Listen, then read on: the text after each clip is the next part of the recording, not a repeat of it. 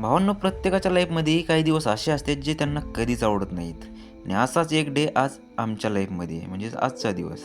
आता मी असं का म्हणतोय, चला सांगतो पुढं. डेलीचा प्रत्येकाचा एक रुटीन ठरलेला असतो, तसाच माझा पण एक रुटीन ठरलेला आहे आणि तो म्हणजे सकाळी उठायचं, घरची कामं आटपायची आणि कॉलेजला निघायचं. तसंच आज पण आम्ही कॉलेजला निघालोच होतो आणि फायनली एक लांबचा प्रवास करून आम्ही कॉलेजला पोचलोच. तर भावांनो, जसं की मी म्हटलं होतं की आजचा डे आमच्यासाठी असा आहे की जो आम्हाला कधीच असावा असं वाटत नाही. तो म्हणजे आज आहे आमचा पेपर आणि तो पण मॅथचा.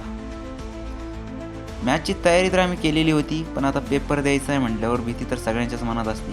तरी पण मी हिंमत ठेवून पेपरला गेलो आणि मस्तपैकी पेपर सॉल्व्ह करून बाहेर आलो आणि डेलीच्या रुटीनसारखं कॉलेजला अलविदा करून मी निघालो घराच्या रस्त्याकडे.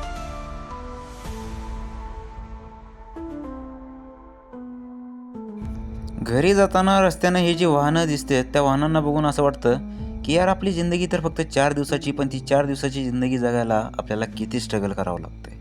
आणि फायनली आम्ही घरी पोचलो. तर घरी आज आम्हाला खेळायचं होतं क्रिकेट. आता क्रिकेट खेळायला आमच्याकडे नव्हते जास्त पोरं, त्यामुळं मी आणि माझा मित्र आम्ही दोघंच क्रिकेट खेळत होतो. भावना लाईफ छोटीच आहे, त्यामुळं क्रिकेट खेळायला दोघं असं अगर तिघं, जेवढा आनंद घेता येते तेवढा घ्या. आम्ही जास्त पोरांचा विचार नाही केला ना, आम्ही दोघंच क्रिकेट खेळत बसलो होतो. 10 बॉल मी आणि 10 बॉल तो. लाईफ एवढीच आहे यार, एन्जॉय करत जगा. कारण एकदा गेलेली वेळ परत येणं लय अवघड आहे. फायनली आम्ही 2 तास क्रिकेट खेळल्यानंतर पूर्ण शरीर घामाने भिजलं होतं, पण त्या घामासोबत त्या क्रिकेटचा एक एन्जॉय पण मनात फील होत होता. त्यानंतर आपला होलिया चेंज करून मी गेलो गवत कापायला. आता गवत कापणं एवढं काय सोपं नाही आहे, त्यासाठी हा होलिया चेंज करावाच लागतो. गवत कापून झाल्यानंतर या दिवसाचं लास्ट काम राहिलं होतं, ते म्हणजे ही सगळी जनावरं आणून दावणीवर बांधायची होती. मग ती सगळी जनावरं दावणीला बांधून मी या दिवसाची एंडिंग केली. भेटूया नेक्स्ट व्हिडिओमध्ये.